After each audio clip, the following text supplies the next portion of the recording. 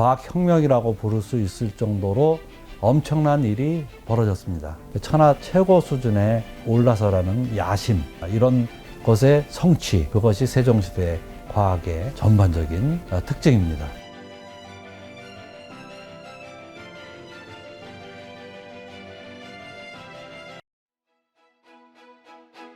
전북대학교 한국과학문명학연구소에서는 한국의 과학과 문명 총서 30권을 올해 완간했습니다. 무려 30권이나 되는데요. 놀랄만한 일은 한국의 과학과 문명을 역사시대 이후부터 현재까지 30권 분량으로 정리할 과학 활동의 내용들이 있었다는 겁니다. 한국의 과학과 문명을 우리가 시작할 때 내세웠던 목표는 크게 두 가지였습니다. 하나는 전근대 시기에는 한국 과학 문명들이 어떠한 식으로 이루어졌는지 실증적으로 밝혀서 지금 현재 중국 학자들이 잘못된 정보를 세계에 뿌리고 있는데요. 그런 것들을 시정한다라는 것들, 이런 목표를 하나 가졌고요. 그다음에 근현대 부분에는 세계인들이 한국의 과학기술 발전을 대단히 놀랍게 생각을 합니다.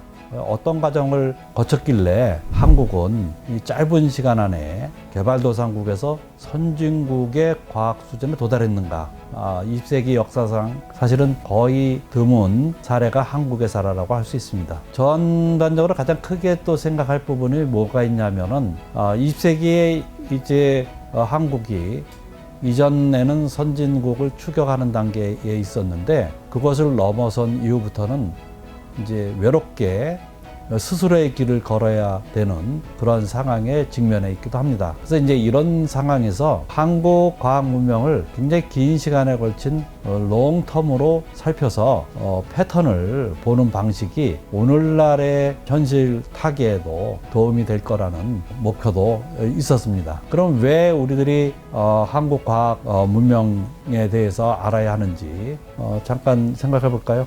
과학은 많은 사람들이 알고 있듯이 이건 동서고금 공통되는 측면들을 가지고 있어서 서로 비교 척도가 되는 그러한 성격을 지니고 있습니다. 그렇기에 조선시대의 천문학 계산 이런 것들이 서양에서 했던 작업, 중국에서 했던 작업, 오늘날 우리가 하는 작업, 그런 것들하고 견져서 비교할 수 있는 측면이 있습니다. 두 번째 이유는 현대는 과학이 문명의 핵심인 시대입니다.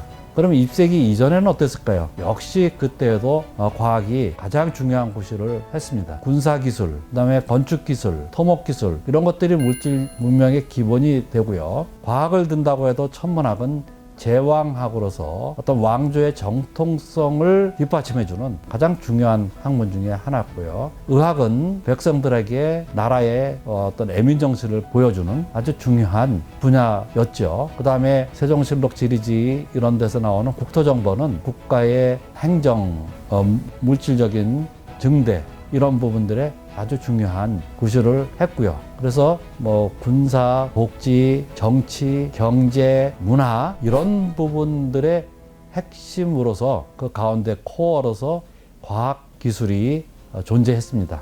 자, 그래서 20세기 이후나 20세기 이전이나 과학은 하나의 문명을, 특히 한국의 문명을 이해하는 좀 핵심 요소이기 때문에 우리가 한국의 과학 문명을 잘 알아야 할 필요가 있는 것입니다. 우리 한국 과학 문명에서 가장 결정의 순간이 있는데요. 그 중에 이제 20세기 이전에 아주 가장 놀랄 만한 사항은 세종시대 과학의 비약입니다.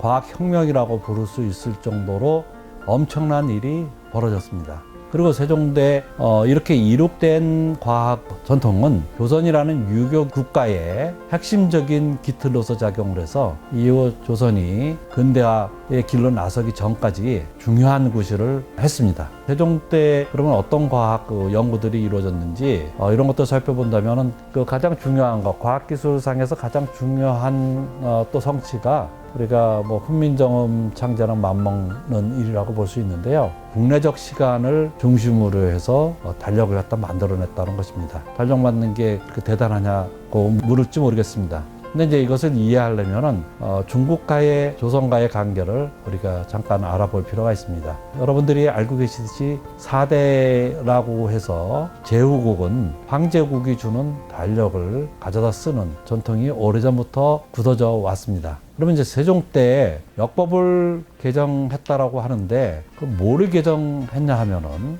동국에서 그 일월식을 예측하는 일, 이것은 뭐 고려시대 때도 계속 해왔던 일이지만 세종 때에는 일월식을 예측하는 법이 굉장히 정확해지고 계산법을 완전히 이해를 하고 관측치랑 비교를 하고 하는 일들이 벌어졌습니다. 이게 이제 자연현상인 일월식을 예측하는 일, 이것이 천문학계 아주 중요한 하나의 동기고요. 천문학혁명을 불땡긴 아주 에피소드가 하나가 있어요. 태종 때, 세종 초, 그러니까 1월식을 예측하는 그 관리들이 1월식을 미리 계산을 해서 그 다음 해에 달력에 적어 주는 방식을 택합니다. 근데 예측을 했는데 일식이 안 일어나는 거예요. 그때는 일식이라는 게 일어날 때를 대비해서 그 왕을 비롯해서 조관들이 다 모여갖고서 이른바 구식의식이라는 걸 치릅니다. 복도 올리고 계속 그 일이 진행되는데, 그러니까 단순히 이 구식의식이라는 거는 단순한 그냥 거칠애가 아니라 6.25 국가의 위험을 나타내는 아주 중요한 부분인데, 그 부분을 갖다가 예측을 잘못했어요. 그래서 곤장을 때려서 이거는 계산 잘못이다라고 봤습니다. 처음에는. 근데 이제 일간들이나 천문학을 아는 사람들이 거기에 대해 가지고서 수긍을 못하고, 이거는 기술 관리의 계산 미숙이 아니라 달력 자체가 오차가 생겼기 때문에 잘못된 것이라는 주장들을 펼치게 되고, 그러면 제대로 된 오차가 없는 달력을 만들어보자, 역법을 만들어보자, 이렇게 이제 세종 임금 때 역법 개혁을 시작을 합니다. 자, 그러면 어떻게 이걸 갖다 정확하게 할 수 있느냐, 이런 부분에서는 우리가 원나라로 잠깐 돌아갈 필요가 있습니다. 원나라에서 곽수경, 허영 이런 사람이 수학적 기법을 새로 알아내서 그것을 가지고 수시력이라는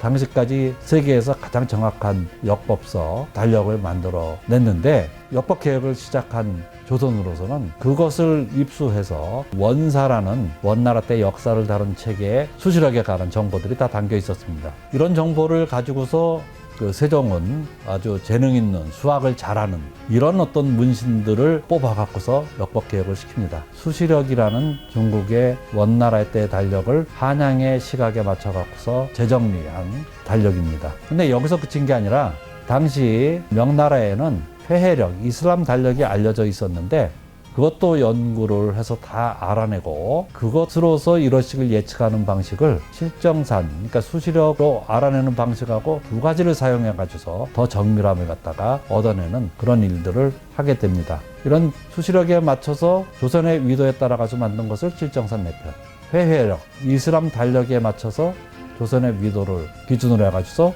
재정리한 것이 칠정산 외편. 그래서 칠정산 내편과 칠정산 외편 두 가지 달력을 운영함으로써 조선의 역법은 당시 세계에서 가장 정확한 우임금, 순임금이라는 성왕이 했던 것을 이어받는다는 그런 의미가 있습니다. 그래서 이제 세종이 이런 관측을 활동하면서 우리 관측하는 부분들을 가지고서 역법도 만들고 시각표준화도 만들자, 이런 점이 이루어졌죠. 그래서 형식적인 4대의 조공 관계였지만 천문학에서는 중국에서 가져온 달력들 가운데 경도 부분에서만 중국 달력을 그대로 인정해서 썼고, 미도라고 하는 일월식 예측이라든지 이런 것과 관련된 부분에서는 철저하게 독자적인 관측을 활동하는 그런 어떤 국가였다라는 것을 여실없이 보여줍니다. 단순히 왕 혼자가 아니라 왕과 대신들, 학자들, 그리고 일반 백성들까지 포함해가지고서 동국의 문명을 같이 읽어나간 어떤 그런 성격을 띱니다. 동국의 과학 문명이 천하를 품었다라는 점을 강조하고 싶습니다. 천하 최고 수준에 올라서라는 야심, 이런 것의 성취, 그것이 세종시대 과학의 전반적인 특징입니다. 이런 것을 성취해본 민족입니다. 지금의 기적이 단순히 갑자기 이루어진 게 아니라 한국인들 아니면 한민족 밑에 기재에 흐르는 그 문명의식, 자부심, 자긍심, 그다음 높은 교육열, 응집력, 이런 것들의 모습들과 패턴, 그것이 이런 모습이 현대에 진행 중이고, 그래서 현대에 이루어지고 있는 놀라운 과학기술의 비약도 이제 이런 장기적인 패턴으로 본다면은 또 이해할 수 있는 측면도 있는 것입니다. 미래에도 뭐 시련은 있을지는 몰라도 역시 또 그것을 극복해서 또 새로운 단계로 나갈 것이라는 기대를 해도 될 것 같습니다.